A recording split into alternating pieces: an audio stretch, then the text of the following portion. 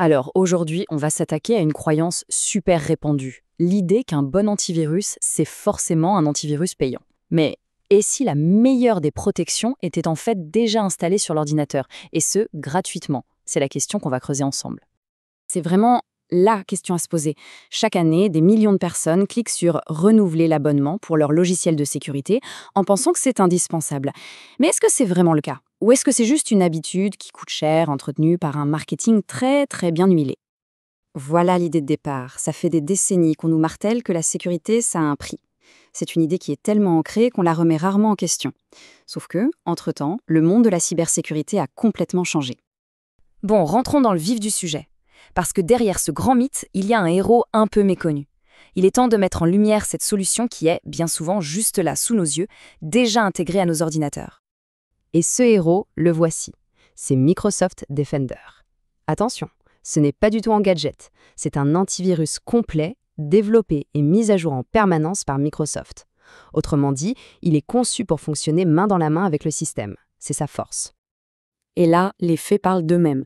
Des labos indépendants, comme le très sérieux AV-Test, classent Defender parmi les tout meilleurs, avec des scores de détection de menaces qui sont au même niveau, voire parfois meilleurs que les solutions payantes. Mais là où la différence est flagrante, c'est sur les performances. Defender est ultra léger, alors que pas mal de concurrents payants ont tendance à ralentir la machine.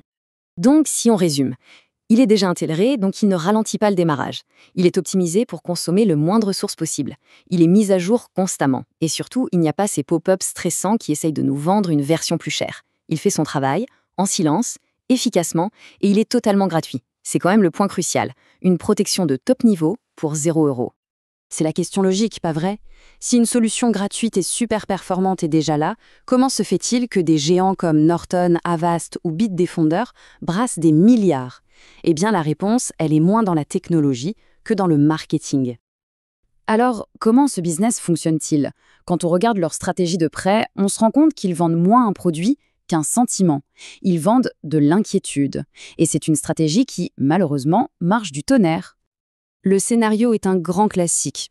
On achète un ordinateur neuf et hop, il y a une version d'essai préinstallée. Pendant un mois, tout semble parfait. Et puis, d'un coup, les alertes rouges commencent à pleuvoir. Attention, votre PC est en danger, votre protection a expiré. L'utilisateur, un peu perdu, un peu inquiet, finit par sortir sa carte bleue, sans même savoir que pendant tout ce temps, Microsoft Defender tournait en arrière-plan et faisait déjà le travail. Cette phrase, elle résume tout. Le modèle économique ne repose pas sur une supériorité technique qu'on pourrait prouver, mais sur cette capacité à maintenir un climat de peur pour justifier un abonnement annuel. C'est aussi simple que ça.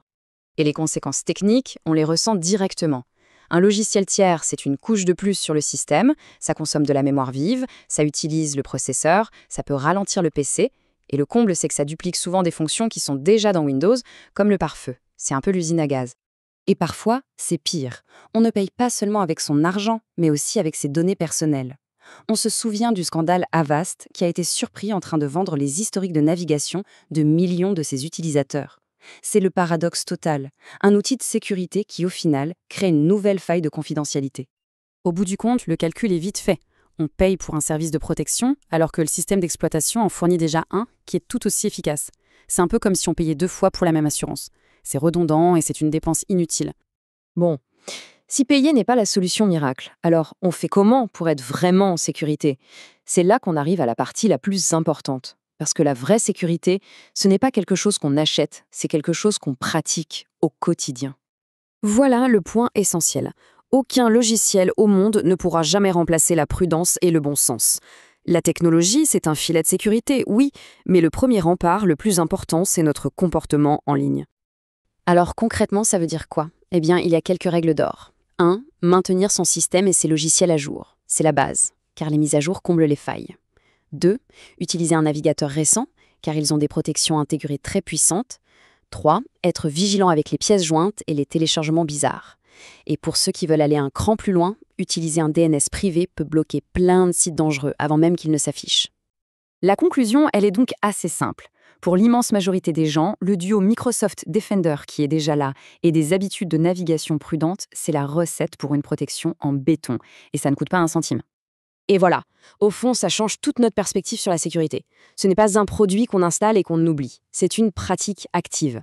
Le meilleur antivirus, ce n'est pas celui qu'on achète, mais celui qu'on a déjà, combiné à un usage intelligent d'Internet. La vraie question n'est plus combien coûte ma sécurité, mais plutôt est-ce que j'ai les bons réflexes?